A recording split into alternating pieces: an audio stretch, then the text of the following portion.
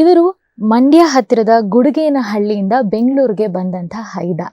Hotel ಕೆಲಸದ ಜೊತೆಗೆ car wash ಮಾಡ್ತಾ ಬದುಕನ್ನ ಕಟ್ಕೊಳ್ಳೋ ಕನ್ಸ್ ಕಾಣ್ತಾ ಇದ್ದವರು ಕ್ರಮೇಣ ಆಕ್ಟಿಂಗ್ ಕಡೆ ಇವರ ಒಲವು ಮೂಡ್ತು. ಹೀಗೆ ತಮ್ಮ ಪರಿಶ್ರಮದಿಂದ ಒಂದೊಂದೇ ಮೆಟ್ಲು ಹತ್ತುತ್ತಾ ಇದ್ದ ಇವರಿಗೆ ಕಿರುಚಿತ್ರಗಳು ಪಾಪ್ಯುಲಾರಿಟಿ ತಂದ್ಕೊಡ್ತು. ಶಾರ್ಟ್ ಫಿಲ್ಮ್ಸ್ ಜೊತೆ ಈಗ ಸಿನಿಮಾದಲ್ಲೂ ನಟಿಸ್ತಾ ಬ್ಯುಸಿ ಆಗಿರುವಂತಹ ನಟ ಸಿದ್ದು ಮಂಡ್ಯ ಅಲಿಯಾಸ್ ಬಾಯ್ ಬಡ್ಕಿ ಸಿದ್ದು ಅವರು ಇವತ್ತು ನಮ್ಮ ಜೊತೆ ಇದ್ದಾರೆ. ನಮಸ್ಕಾರ, ಹೇಗಿದ್ದೀರಾ? ಸೂಪರ್, ಚೆನ್ನಾಗಿದ್ದೀನಿ. ನೀವ್ ಹೇಗಿದ್ದೀರಾ? ನಾನು ಆರಾಮಾಗಿದ್ದೀನಿ. ನಾನು ಹೇಳ್ದೆ ಅಲಿಯಾಸ್ ಬಾಯ್ ಬಡ್ಕಿ ಸಿದ್ದು ಅಂತಾನೆ ನೀವು ಒಂಥರ ಪಾಪ್ಯುಲರ್. ಅಂದ್ರೆ ಎಷ್ಟೊಂದು ಶಾರ್ಟ್ ಫಿಲ್ಮ್ಸ್ ಇಂದ ಎಷ್ಟೊಂದು ಕ್ಯಾರೆಕ್ಟರ್ ಇಂದ ಪಾಪ್ಯುಲರ್ ಆಗಿದ್ದೀರಾ. ಇದು ಖಂಡಿತ ನಿಮ್ಗೊಂದ್ ಸ್ವಲ್ಪ ಬ್ರೇಕ್ ತಂದ್ಕೊಡ್ತು ಅಂತ ಹೇಳ್ಬಹುದು. ಶಾರ್ಟ್ ಫಿಲ್ಮ್ ಇಂದ ಬ್ರೇಕ್ ಸಿಕ್ಕಿದೆ, ನಿಜ, ಅದು ಒಪ್ಕೊಂತೀನಿ. ಬಟ್ ಏನಂದ್ರೆ ಕರೋನಾ ಬಂದಿಲ್ಲ ಅಂದ್ರೆ ನಮ್ಮ ಲೈಫು 2011 ಇಂದ ಹೆಂಗ್ ಶುರು ಆಗ್ತೋ 2025ಗೂ ಹಂಗೆ ಇರ್ತಿತ್ತು. ನಾವ್ ಇವಾಗ ಆ ಒಂದು ಶಾರ್ಟ್ ಫಿಲ್ಮ್ ಯಾವ್ದಾರು ಒಂದ್ ಡೈಲಾಗ್ ಇದ್ದಾನೆ ನಮ್ಮ ಮಾತುಕತೆ ಶುರು ಮಾಡಬಹುದಾ? ಯಾರೋ ಒಂದ್ ಎರಡು ಲೈನ್ ನಿಮ್ ಡೈಲಾಗು ನಿಮ್ ಸ್ಟೈಲ್ ಅಲ್ಲಿ, ನಿಮ್ ಸ್ಲ್ಯಾಂಗ್ ಅಲ್ಲಿ. ಮನೆ ಚಪಾತಿ ವಿತ್ತ ಇಲ್ಲ ಬಿತ್ತೋಟ ಇಲ್ಲಪ್ಪ, ತಂದಿದ್ದೀನಿ ಮನೆ.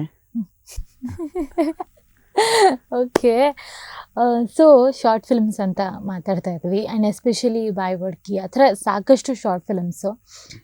ನಿಮಗೆ ಏನು ಕಾರಣ ಇರ್ಬೋದು ಅನಿಸುತ್ತೆ ಈ ಥರ ಶಾರ್ಟ್ ಫಿಲ್ಮ್ಸು ಕ್ಲಿಕ್ ಆಗೋದಕ್ಕೆ, ವರ್ಕ್ ಆಗೋದಕ್ಕೆ? ತಮಿಳಲ್ಲೂ ತುಂಬ ವೆಬ್ ಸೀರೀಸ್ ಎಲ್ಲ ಬರ್ತಾಯಿತ್ತು, ತೆಲುಗಲ್ಲಿ ವೆಬ್ ಸೀರೀಸು, ಹಿಂದಿಲಿ ವೆಬ್ ಸೀರೀಸ್. ಇವತ್ತು ಕೂಡ ಒಂದಷ್ಟು ಜನ ಆಡಿಯನ್ಸ್ ಇದ್ದಾರೆ. ಅಂದರೆ ಒಂದ್ಸಲಿ ಆ ವೆಬ್ ಸೀರೀಸ್ ಕನೆಕ್ಟ್ ಆಯಿತು ಅಂದರೆ ಅವರ episode next C today trailer ಅಂತ ಹಾಕಿದ್ರೆ ಇಮಿಡಿಯೇಟ್ಲಿ ನೋಡ್ತಾ ಇರ್ತಾರೆ. ಇನ್ನೂ ವಾಚಿಂಗ್ ಸ್ಟಾರ್ಟೇ ಆಗಿರಲ್ಲ, ಆಲ್ಮೋಸ್ಟ್ ಒಂದು 30-40 ಜನ ವೆಯ್ಟಿಂಗಲ್ಲಿ ಇರ್ತಾರೆ. ಹಂಗೆ ಆ ಕತೆ ಹೇಗೆ ಒಂದು ಜನನ ಅಟ್ರಾಕ್ಟ್ ಮಾಡುತ್ತೋ ಹಾಗೆ ಕನ್ನಡ ಒಂದು ಶಾರ್ಟ್ ಫಿಲ್ಮ್ಸಲ್ಲಿ ನಮ್ಮ ಟೀಮು ಒಂದು ಇದು ಮಾಡಿದೆ ಅನ್ನೋದಕ್ಕೆ ತೊಂದರೆನೇ ಇಲ್ಲ. ಆ್ಯಂಡ್ ಆ್ಯಕ್ಚುಲಿ ಹಂಗೆ ನೋಡೋಕೆ ಹೋದರೆ ನೀವು ಬೆಂಗಳೂರಿಗೆ ಬಂದಾಗ ಆ್ಯಕ್ಟಿಂಗ್ ಪರ್ಸ್ಯೂ ಮಾಡಬೇಕು ಅಥವಾ ನಟ ಆಗಬೇಕು ಅಂತ ಬಂದವರಲ್ಲ ಅನ್ಸುತ್ತೆ ಬಹುಶಃ. ಬೆಂಗಳೂರಿಗೆ ಬಂದಾಗ ಆ ದಿನ ಅಥವಾ ಆ ಸಮಯ, ಆ ಫೇಸ್ ಹೇಗಿತ್ತು ಅಂದರೆ ಮೇಡಮ್, ಮನೆ ಪರಿಸ್ಥಿತಿಲಿ ಒಂದು ಸ್ವಲ್ಪ ಅಂದರೆ ಅಪ್ಪ ಅಮ್ಮಂಗೆ ನಮಗೆ ಎಲ್ಲ ಕೋರ್ಡಿನೇಷನ್ ಆಗಲಿಲ್ಲ ಅಂದರೆ ಫ್ಯಾಮಿಲಿಯಲ್ಲಿ ಒಂದು ಕೈಯಲ್ಲಿ 5 ಬೆರಳು ಹೆಂಗಿರುತ್ತೋ ಹಂಗೆ ಫ್ಯಾಮಿಲಿ 5 ಜನ ಒಂದೇ ಥರ ಇರಬೇಕು. ಒಬ್ಬ ಒಂದು ಕಡೆ, ಇನ್ನೊಬ್ಬ ಒಂದು ಕಡೆ, ಇನ್ನೊಬ್ಬರು ಒಂದು ಕಡೆ, ಅಪ್ಪ ಒಂದು ಕಡೆ, ಅಮ್ಮ ಒಂದು ಕಡೆ ಆದಾಗೆಲ್ಲ ನಿಜವಾಗ್ಲೂ ಅದು ಆಗಲ್ಲ. ಆ ಥರ ಆಗಿ ಏನೋ ಅನಿವಾರ್ಯ ಕಾರಣಾಂತರದಿಂದ ಬೆಂಗಳೂರಿಗೆ ಬಂದೆ.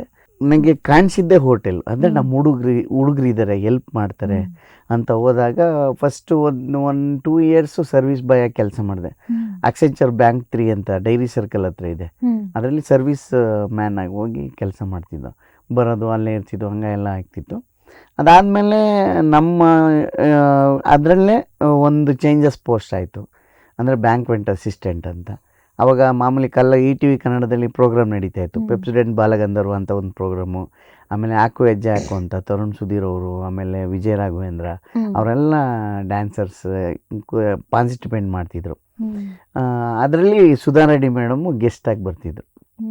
ನಾವು ಅದು ಅದ್ಭುತ, ಅಯ್ಯೋ ಇಂಥ ಆರ್ಟಿಸ್ಟ್ ಎಲ್ಲ ನೋಡ್ತಾ ಇದ್ದೀವಿ ಊಟ ತಗೊಂಡು ಹೋಗುವಾಗ ಅಂತೆಲ್ಲ ತುಂಬ ಖುಷಿ ಆಗ್ತಾಯಿತ್ತು. ಹಾಗೆ ಹೋಗಿ ಆಮೇಲೆ ಹಂಗೆ ನಡೀತಾ ಇತ್ತು.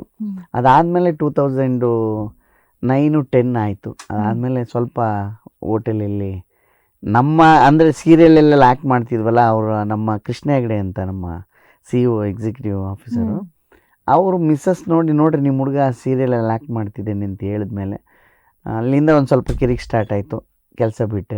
ಕೆಲಸ ಬಿಟ್ಟಾದಮೇಲೆ ನೆಕ್ಸ್ಟ್ ಸಿನಿಮಾನೇ ಅಂತ ಕೈ ಹಿಡಿತು. ಸೊ ಮುಂದಿನ ವರ್ಷಕ್ಕೆ ನೀವು ಬೆಂಗಳೂರಿಗೆ ಬಂದು 20 ವರ್ಷ ಆಗುತ್ತೆ. ಹೌದು ಮೇಡಮ್. ಆ್ಯಂಡ್ ಫಸ್ಟು ಈ ಧಾರಾವಾಹಿ ಎಲ್ಲ ಶುರು ಆದಾಗ ನೀವು ಪಾರ್ವತಿ ಪರಮೇಶ್ವರ, ಪಾಂಡುರಂಗ ವಿಠಲ ಈ ಧಾರಾವಾಹಿಗಳಲ್ಲೂ ಹೌದೌದು, ಚಿಕ್ಕ ಪುಟ್ಟ ಕ್ಯಾರೆಕ್ಟರ್, ಅಂದರೆ ಒಂದು ಗೆಸ್ಟ್ ರೋಲ್ ಥರ. ಅಂದರೆ ಹಿಂಗಿದೆ ಬನ್ನಿ ಅಂದರೆ ನಾನು ಕೆಲಸ ಇಲ್ದಿರೋ ಟೈಮಲ್ಲಿ ಹೋಗ್ಬಿಡ್ತಿದ್ದೆ.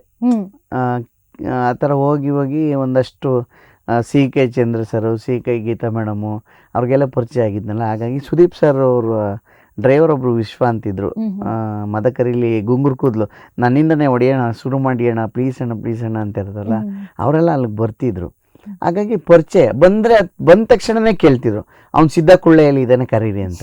ನಾನು ಓಡ್ ಬಂದರೆ ಒಂದಷ್ಟು ಮಾತಾಡಿ ಫುಡ್ಸ್ ಎಲ್ಲ ನಮ್ಮದ್ರಲ್ಲಿ ಕೆ ಜಿ ಲೆಕ್ಕ ಲೀಟ್ರು ಕೆ ಜಿ ಲೆಕ್ಕ ನಡೀತಾ ಇತ್ತು. ಆವಾಗ ಅದನ್ನೆಲ್ಲ ಕೊಡ್ಸಿ ಕಳಿಸ್ತಿದ್ದೆ. ಹಂಗಾಗಿ ಆತ್ಮೀಯತೆ ಬೆಳ್ಕೊಂಡು ಆಯಿತು. ಬಟ್ ನನ್ನ ಸಿನಿಮಾದಲ್ಲೇನೋ ಮಾಡ್ತೀನಿ ಅಂತ ನಿಜವಾಗ್ಲೂ ಅಂದ್ಕೊಂಡಿರಲಿಲ್ಲ. ಬಟ್ ಗೊತ್ತಿಲ್ಲ, ಸರಸ್ವತಿ ತಾಯಿ ನಮ್ಗೊಲ್ದವರು, ಸರಸ್ವತಿಗೆ ನಾವು ಹೊಲ್ದಿದ್ದೀವೋ ಗೊತ್ತಿಲ್ಲ. ಬಟ್ ಅಂದರೆ ಒಂದು ಒಳ್ಳೆ ಟೀಮ್ ಸಿಕ್ತು ನಮ್ಮದು. ಅದಕ್ಕಿಂತ ಮುಂಚೆ ನಾನು 2011 ಕೆಲಸ ಬಿಟ್ಟಾಗ 2011-14 ಕೆಲಸ ಬಿಟ್ಟೆ. ಆ ಕೆಲಸ ಬಿಟ್ಟಾದ್ಮೇಲೆ ನೆನ್ಕೊಂಡಿದ್ದು ಅಷ್ಟೇ, 1 ವರ್ಷ ಟ್ರೈ ಮಾಡೋಣ ಸಿನಿಮಾಗೆ. 1 ವರ್ಷದಲ್ಲಿ ಏನಾದರೂ ಅವಕಾಶ ಸಿಕ್ಕಿ ಇಲ್ಲೇ ನೆಲೆ ಸಿಗುತ್ತೆ ಅಂದರೆ ಕಂಟಿನ್ಯೂ ಮಾಡೋಣ, ಇಲ್ಲ ಅಂದರೆ ಕಮ್ ಬ್ಯಾಕ್ ದ ಹೋಟೆಲ್ ಎಲ್ಲ ಒಂದು ಕಡೆ ಎಲ್ಲೋದ್ರೂ ಕೆಲಸ ಮಾಡೋ ಒಂದು ಆತುರತಿತ್ತು, ಮಾಡೋಣ ಅಂದ್ಕೊಂಡಿದ್ದೆ. ಆಮೇಲೆ ಶುರು ಆದಾಗ ಜೋಕಾಲಿಲಿ ಒಂದು ಕ್ಯಾರೆಕ್ಟರ್ ಸಿಕ್ತು. ಆಮೇಲೆ ರಂಗೋಲಿ ಅಂತ, ಗಾಳಿಪಟ ಅಂತ ಬರ್ತಿತ್ತು. ಅದರಲ್ಲಿ ಚಿಕ್ಕ ಪುಟ್ಟ ಕ್ಯಾರೆಕ್ಟ್ರು, ಅಂದರೆ ಜೋಕಾಲಿ ಲೀಡ್ ಕ್ಯಾರೆಕ್ಟರ್ ಅಂದರೆ P1 ಕ್ಯಾರೆಕ್ಟ್ರು ಮಾಡ್ತಾಯಿದ್ದೆ. ಆಮೇಲೆ ಹಂಗೆ ಮಾಡ್ಕೊಂಡು ಇಲ್ಲಿವರೆಗೂ ಬರ್ತಾಯಿತ್ತು. 1 ವರ್ಷ ಕಳೀತು. 2011 ಮಾರ್ಚ್ 31 ಒಂದು ಸಿನಿಮಾ ಅನೌನ್ಸ್ಮೆಂಟ್ ಆಗುತ್ತೆ, ಅಂದರೆ ಆಡಿಷನ್ ಇರುತ್ತೆ ಅಂತ. ಅವಾಗ ವಾಟ್ಸಪ್ ಇರಲಿಲ್ಲ. ಯಾರು ಕಾಂಟ್ಯಾಕ್ಟ್ಸ್ ಫೋನ್ ಮಾಡಿ ಆ ಜಾಗಕ್ಕೆ ಹೋಗಿ ಅಂದರೆ ಅಲ್ಲಿಗೆ ಹೋಗ್ತಿದ್ದೋ. ಆವಾಗ ಗೀತಾ ಬ್ಯಾಂಗಲ್ ಸ್ಟೋರ್ ಅಂತ ನನಗೆ ಮರೆಯೋಕ್ಕಾಗದೇ ಇರುವಂಥ ಒಂದು ಕ್ಷಣ. ಏಕೆಂದರೆ ಅದರಲ್ಲಿ ನಾನು ಕರೆಕ್ಟಾಗಿ 10 ಗಂಟೆಗೆ ಆಡಿಷನ್ ಅಂತ ಹಾಕೋರು, ನಾವು ಒಂದು 8 ಗಂಟೆಗೆ ಹೋಗಿ ಕೂತಿದ್ದೆ. ಒಂದು red T shirt black pant ಹಾಕ್ಕೊಂಡು ಹೋಗಿ ಕೂತಿದ್ದೆ. ಅವರು ಡೈರೆಕ್ಟ್ರು ಕೆಳಗಡೆ ಹೋಗ್ತಿದ್ದಾಗಲೇ ಸಿಕ್ಕಿದ್ರು. 3-4 ತಗೊಂಡು ಆಟ ಹಾಕಿದ್ರು. ಸರ್ ಇಲ್ಲಿ ಗೀತಾ ಬ್ಯಾಂಗಲ್ ಸ್ಟೋರ್ ಅಂತ ಆಡಿಷನ್ ನಡೀತಿದೆ, ಎಲ್ಲಿ ಅಂತ. ಸೊ 2nd ಫ್ಲೋರ್ ಹೋಗಿ ಸರ್ ಅಂದರು. ಹೋಗಿ ಕೂತಿದ್ದೆ. ನಾನು ಹೋಗಿದ್ದೆ 8 ಗಂಟೆ, ಶುರುವಾಗಿದ್ದೆ 10 ಗಂಟೆ. ಆದರೂ ಡೈರೆಕ್ಟ್ರು ಬಂದು ಅಲ್ಲಿ ರೆಡ್ ಟೀ ಶರ್ಟ್ ಹಾಕ್ಕೊಂಡಿದ್ದೆ. ನಾವು ಹುಡುಗ ಫಸ್ಟ್ ಬಂದಿದ್ದೇನೆ, ಎಂಟ್ರಿ ಮಾಡ್ಕೊಳ್ಳಿ, ಅದಾದಮೇಲೆ ಬೇರೆಯವರೆಲ್ಲನೂ ಎಂಟ್ರಿ ಮಾಡ್ಕೊಂಡು ಆಡಿಷನ್ ಮಾಡಿ ಅಂತ. ನಾವೇನು ಚೆನ್ನಾಗಿದ್ದೀವಿ ಮೇಡಮ್, ಚೆನ್ನಾಗಿಲ್ದಿರೋ ಕಪ್ಪಗಿದಾರಲ್ಲ ಅಂದ್ಕೊಂಡಿದ್ದೆ ನಾನು. ಬಟ್ ಏನಂದರೆ ಅವ್ರಿಗೆ ಪ್ರಾಧಾನ್ಯತೆ ಕೊಡಬೇಕು ಕಲಾವಿದರಿಗೆ ಅಂತೇಳಿ ಅಲ್ಲಿರೋ ಹುಡುಗನ್ನ ಫಸ್ಟ್ ಎಂಟ್ರಿ ಮಾಡ್ಕೊಂಡು ಅದಾದಮೇಲೆ ನೀವು ಆಡಿಷನ್ ಮಾಡ್ಕೊಳ್ಳಿ ಅಂದ್ರಲ್ಲ, ಅದೊಂಥರ ನಂಗೆ ಖುಷಿ ಆಯಿತು. ಮಂಜು ಮಿತ್ರ ಸರ್ ಅಂತ ಮರೆಯೋಂಗೆ ಇಲ್ಲ. ರಜನಿ ಅಂತ ಒಬ್ಬರು ಕೋ-ಡೈರೆಕ್ಟ್ರು, ಹರಿಯವರಾಸನಮ್ ಅಂತ ಇನ್ನೊಬ್ಬರು, ಅವರು ಕೋ-ಡೈರೆಕ್ಟ್ರು, ಇವರು ಕೋ-ಡೈರೆಕ್ಟ್ರೆ. ಬಟ್ ತುಂಬ ಸಪೋರ್ಟ್ ಮಾಡಿದ್ರು. ಆಡಿಷನ್ ಎಲ್ಲ ಮುಗೀತು. ಮುಗಿದಾದ್ಮೇಲೆ 1.5 ತಿಂಗಳು 2 ತಿಂಗಳು ಸುಮ್ಮನೆ ಅದು, ಎಲ್ಲ ಆಡಿಷನಲ್ಲಿ ಮಾಡಿರ್ತೀವಿ ಹಂಗೆ ಹಿಂಗೆ ಅಂತ. ಫಸ್ಟ್ ಕಾಲ್ ಬಂತು, ಹಿಂಗೆ ಆರೋಳಿಗೆ ಬರಬೇಕಾಗತ್ತೆ, ನೀವು ಸೆಲೆಕ್ಟ್ ಆಗಿದ್ದೀರಾ ಅಂತ. ನನಗಿನ್ನೂ ಒಂದು ಕುತೂಹಲ ಏನಂದರೆ, ಒಂದಿನ ಆಡಿಷನ್ ಆಯಿತು, 2ನೇ ದಿನಕ್ಕೆ ಸರ್ ಇನ್ನೊಂದು ಏನಾದರೂ ಮಾಡಲಾ, ಇನ್ನೊಂದು ಬೇರೆ ಥರ ಮಾಡಲಾ ಅಂತ. ರೀ ಆಗಿದೆ ಹೋಗ್ರಿ ಅಂತ ಅವ್ರು ಅನ್ನೋರು. ಅಂದರೆ ಆಗ ಬೇಗ ನಾನು ಎಷ್ಟು ಬೇಗ ನಾನು ಇಲ್ಲಿ ಇರ್ತೀನೋ ಅಷ್ಟು ನಂಗೆ ಒಳ್ಳೇದಾಗುತ್ತೆ ಅನ್ನೋದು ಒಂದರ. ಅಂದರೆ ಏನೂ ಇಲ್ವಲ್ಲ, ಅಂದರೆ ಈ ಕಡೆ ಇನ್ಕಮ್ ಸೋರ್ಸ್ ಇರಲ್ಲ, ಮನೆಯಿಂದ ಸಪೋರ್ಟ್ ಇರಲ್ಲ. ಹಾಗಾಗಿ ಏನಾಗುತ್ತೆ, ಏನಾದರೂ ಮಾಡಬೇಕಂತ. ಅವಾಗೆಲ್ಲ ನಿಮಗೆ ಒಂದು 25 ರೂಪಾಯಿ ಪಾಸ್ ಇತ್ತೇನೋ ನಾವು ಬೆಂಗಳೂರಿಗೆ ಬಂದಾಗ. 25 ರೂಪಾಯಿ 30 ರೂಪಾಯಿ ಪಾಸ್. ಇವಾಗ ಆಲ್ರೆಡಿ 75 ಆಗೋಗಿದೆ ಅನ್ಕೋತೀನಿ. ಹಂಗೆ ಎಷ್ಟು ನೋಡಿ, ಜನ್ರೇಷನ್ ತುಂಬ ಮುಂದಕ್ಕೆ ಹೋಗ್ತಿದೆ, ನಾವು ಹಿಂಗೆ ಇದ್ದೀವಿ. ಕೆಲಸ ಮಾಡೋರಿಗೆ ದುಡ್ಡು ಕೊಡ್ತಾರೆ, ಕೊಡಲ್ಲ ಅಂತ ಹೇಳಲ್ಲ. ಬಟ್ ಅವಾಗ ನಾವು ಇದ್ದಿದ್ದ ಸಿಚುವೇಶನಲ್ಲಿ 300 ರೂಪಾಯಿ ಕೊಟ್ಟರು ಕರೆಕ್ಟಾಗಿ ಆ್ಯಕ್ಟಿಂಗ್ ಮಾಡ್ಕೊಂಡು ಬಂದ್ಬಿಡ್ತೀನಿ ಅಂತ ಓಡೋಗ್ತಿತ್ತು. ಹಂಗೆ ಆಗ್ತಿತ್ತು. ಬಟ್ ಪ್ರತಿಯೊಬ್ಬ ಮನುಷ್ಯನಿಗೂ ಏನಾದರೂ ಒಂದು ತುಂಬ ಅನುಭವ ಆದಮೇಲೆ ಸರಸ್ವತಿ ಒಲಿತಾರೆ ಅಂತ ಕೇಳಿದೆ. ಅದು ನನಗಾಗಿತ್ತು, ಖುಷಿ ಪಡ್ತೀನಿ. ಹಾಗಂದ್ರೆ ನೀವು ಈ ಯೂಟ್ಯೂಬ್ ಶಾರ್ಟ್ ಫಿಲಮ್ಸು ಅಂತೆಲ್ಲ ಸ್ಟಾರ್ಟ್ ಆಗೋಕ್ಕೆ ಮುಂಚೆನೇ ಸಾಕಷ್ಟು ಸಿನಿಮಾಗಳಲ್ಲಿ ಚಿಕ್ಕ ಪುಟ್ಟ ರೋಲ್ ಆಗಿದ್ರು ಸಹ ವರ್ಕ್ ಮಾಡಿದ ಎಕ್ಸ್ಪೀರಿಯನ್ಸ್ ಇದೆ. ಹಂಗಂದ್ರೆ ನೀವು ಇದುವರೆಗೂ ಒಂದು ಎಷ್ಟು ಸಿನಿಮಾಗಳಲ್ಲಿ ಆಕ್ಟ್ ಮಾಡಿದ್ದೀರಾ ಮೇಡಮ್? ಆಗಿದೆ ಅಂದರೆ ಚಿಕ್ಕ ಪುಟ್ಟ ಕ್ಯಾರೆಕ್ಟರ್ ಅದನ್ನು ಲೆಕ್ಕ ತಗೊಂಡೆ ಒಂದು 60-70 ಸಿನಿಮಾ ಆಗಿರ್ಬೋದು. ಸೂಪರ್. ನನ್ನ ಅಗ್ರಜ ಸಿನಿಮಾದಲ್ಲೂ ಚಿಕ್ಕ ಕ್ಯಾರೆಕ್ಟರ್ನೇ. ಜಗ್ಗೇಶ್ ಸರ್ ನಾನು ಸಾಧಕೋಕಿಲ್ಲ ಕಾಂಬಿನೇಷನಲ್ಲಿ ಮಿತ್ರ ಸರ್ ಬಂದು ನೋಡ್ತಾ ಇರ್ತಾರೆ. ಬಗ್ಗೆ ಒಂದು ಸ್ವಿಮ್ಮಿಂಗ್ ಪೂಲಲ್ಲಿ ಸಂಜನಾ ಅವರು ಸ್ವಿಮ್ಮಿಂಗ್ ಮಾಡ್ತಾ ಇರ್ತಾರೆ ಹೀರೋಯಿನ್ ಆಗಿ. ಆ ಸಿನಿಮಾದಲ್ಲಿ ಹೀರೋಯಿನ್ ಕ್ಯಾರೆಕ್ಟರ್. ಆವಾಗ ಇವು ಬಗ್ಗೆ ನೋಡ್ತಾ ಇರ್ತಾರೆ. ನಾನು ಹೋಗಿ ಹೇಳ್ಕೊಂಬರ್ತೀನಿ, ಬಗ್ಗೆ ನೋಡೋದು ಇಲ್ಲಿ ಬೇಡ, ಸಿನಿಮಾ ಥಿಯೇಟ್ರಿಗೆ ಬಂದು ದುಡ್ಡು ಕೊಟ್ಟು ನೋಡು ಬಾ ಅಂತ. ಸರ್ ನಾನು ಅವ್ರ ಫ್ಯಾನ್ ಸರ್ ಅಂತ. ಆಮೇಲೆ ಬಂದು ಆ ಥರ ಸಿಚುವೇಶನ್ ಆಗುತ್ತೆ. ಅದೊಂದು ಸೀನ್ ಮಾಡಿದೆ. ಅಂದರೆ ಯಾವ ಸೀನ್ ನನಗೆ ಯಾವ್ದು ಕೊಟ್ಟರು ಮಾಡ್ತೀನಿ, ನನಗೆ ಅದೇನಿಲ್ಲ. ನಾನು ಅವ್ರು ಕೊಡೋ ಕ್ಯಾರೆಕ್ಟ್ರಿಗೆ ನಾವು ಜೀವ ತುಂಬಬೇಕು ಅನ್ನೋದು ಬಿಟ್ಟರೆ, ಯಾಕಪ್ಪ ಈ ಕ್ಯಾರೆಕ್ಟರ್ ಕೊಟ್ಟಿದ್ದಾರೆ, ಯಾಕಪ್ಪ ಈ ಕ್ಯಾರೆಕ್ಟರ್ ಕೊಟ್ಟಿಲ್ಲ ಅಂತೇನಿಲ್ಲ. ನಾವು 2011 ಮುಗೀತಿದ್ದಂಗೆ 13-14 16 ಒಂದು ಶಾರ್ಟ್ ಫಿಲ್ಮ್ ಮಾಡಿದ ನಾವು. ಒಂದು ಗೋಣಿಚೀಲ ಅಂತ ಒಂದು ಪುಟ್ಕೋಸಿ ಅಂತ ಮಾಡ್ದೋ ಫಸ್ಟು, ಅದಾದ್ಮೇಲೆ ಗೋಣಿಚೀಲ ಅಂತ ಮಾಡ್ದೋ, ಅದಾದ್ಮೇಲೆ ಋಣ ಅಂತ ಮಾಡ್ದೋ, ಅದಾದ್ಮೇಲೆ ಜನಕ ಅಂತ ಮಾಡ್ದೋ. ಅವಾಗಲೇ 2016 ಒಂದು ಒಳ್ಳೆ ಅಲೆ ಎಬ್ಸಿತ್ತು, ಅಂದರೆ ಈ ಥರನೂ ಶಾರ್ಟ್ ಫಿಲ್ಮ್ ಮಾಡ್ಬೋದಾ ಅಂತ. ಬಟ್ ಅದೇ ಟೈಮಲ್ಲಿ ಆ ಟೈಮು ಕರೋನಾ ಟೈಮಲ್ಲಿ ಏನಾಗಿದೆ ಇನ್ನೂ ಅಲ್ಟಿಮೇಟ್ ಆಗಿರ್ತಿತ್ತು. ತೀರ್ಥಹಳ್ಳಿ ಲ್ಯಾಂಗ್ವೇಜು, ನವನ್ ಶ್ರೀನಿವಾಸ್ ಅಂತ ಕಂಬಳಿ ಹುಳ ಸಿನಿಮಾ ಮಾಡಿದ್ರು ಗೊತ್ತಾ ನಿಮಗೆ? ಆ ಸಿನಿಮಾ ಡೈರೆಕ್ಟ್ರು ಫಸ್ಟ್ ನಮಗೆ ಶಾರ್ಟ್ ಫಿಲ್ಮ್ ಮಾಡಿದ್ರು. ನಾವು ಟೀಮ್ ಆಗ ಎಲ್ಲ ಜೊತೆಲೇ ಸೇರ್ಕೊಂಡು ಓಡಾಡ್ತಿದ್ದೋ, ಎಲ್ಲ ಕಡೆ ಹೋಗ್ತಿದ್ದೋ. ಹಂಗಾಗಿ ಆ ಶಾರ್ಟ್ ಫಿಲ್ಮ್ ಫಸ್ಟೇ ಮಾಡಿದ್ದು. ನಮ್ಮ ಡೈರೆಕ್ಟ್ರಿಗೆ ತೋರಿಸಿದ್ದು 13 ನಿಮಿಷ ತೋರಿಸಿದಾಗ ಪುಟ್ಕೋಸಿನ ಅವ್ರು ಒಂದು ಮಾತು ಹೇಳಿದರು, ಅಲ್ಲ ಒಂದು 5 ನಿಮಿಷ 1 ನಿಮಿಷ ಪ್ರಾಡಕ್ಟ್ ಅಂದರೆ ಈಗ ಯಾವುದೇ ಬ್ರ್ಯಾಂಡ್ ಆಗ್ಬೋದು, ಈ ಡವ್ ಸೋಪ್ ಆಗ್ಬೋದು ಅಥವಾ ಸಂತೂರ್ ಸೋಪ್ ಆಗ್ಬೋದು, ಅದು ತೊಗೊಳೋದಕ್ಕೆ ಎಷ್ಟು ಮಾಡಿರ್ತಾರೆ ಅಪ್ರೋಚಿಂಗೆ. ನೀವು 13 ನಿಮಿಷ ಮಾಡಿ ಏನು ಕಂಟೆಂಟ್ ಏನು ಹೇಳ್ತಾ ಇದ್ದೀರಾ ಅಂದರು. ಅದಾದ್ಮೇಲೆ ಸ್ಟಾರ್ಟ್ ಆಗಿದೆ ಗೋಣಿಚೀಲ. ನಿಮ್ ಡಿಸೋಜಾ ಕ್ಯಾರೆಕ್ಟರ್ ನೋಡಿದ್ದೀರಾ ಅನ್ಕೋತೀನಿ. ಅಲ್ಲ ಅಂದ್ರೆ ಅದೇ ನಾನು ಅದೇ ಕೇಳೋಣ ಅಂತಿದ್ದೆ, ಈ ಟೀಮ್ ಹೆಂಗೆ ಲೈಕ್ ಎಲ್ಲ ಸೇರಿ ಒಂದು ಟೀಮ್ ಅಂತ ಆಯ್ತು ಅಂತ ಹೇಳಿದ್ರಲ್ಲ ಯೂಟ್ಯೂಬ್ ಶಾರ್ಟ್ ಫಿಲ್ಮ್ಸ್ ಮಾಡೋದಕ್ಕೆ, ಎಲ್ಲಿ ಇವರೆಲ್ಲ ಭೇಟಿ ಆಗಿದ್ದು, ಹೇಗೆ ಈ ಟೀಮ್ ಫಾರ್ಮ್ ಆಯ್ತು? ಯೂಟ್ಯೂಬ್ ಶಾರ್ಟ್ ಫಿಲ್ಮ್ ಫಸ್ಟ್ ಆಗಲಿಲ್ಲ.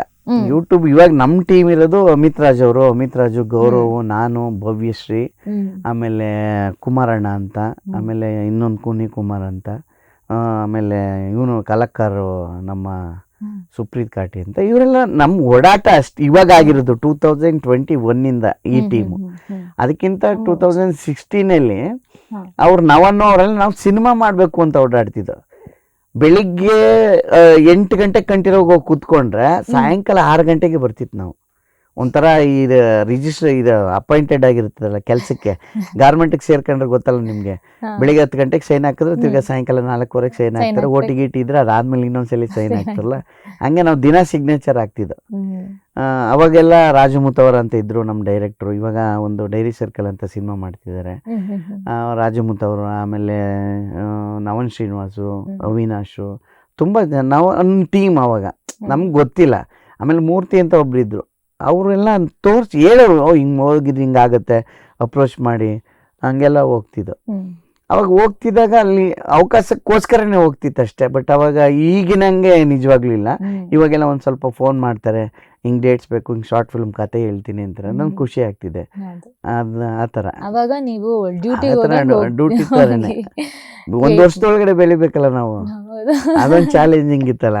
ಆ ಚಾಲೆಂಜ್ ಇಲ್ಲ ಅಂದ್ರೆ ಇವತ್ತು ಇರ್ತಿರ್ಲಿಲ್ಲ. ನಾವು ನೆಗ್ಲೆಕ್ಟ್ ಮಾಡ್ಕೊಂಡು ನಾವು ಮಾಡೋ ಕೆಲಸನ ದೇವರು ಅಂತ ಪೂಜಿಸಿದ್ರೆ ಖಂಡಿತವಾಗ್ಲೂ ಪ್ರತಿಫಲ ಸಿಗುತ್ತೆ. ದೇವ್ರು ಕಾಣಲಿಲ್ಲ ಅಂದ್ರೂ ಪರವಾಗಿಲ್ಲ, ಹಣ ಸಿಗುತ್ತೆ. ಹಂಗೆ.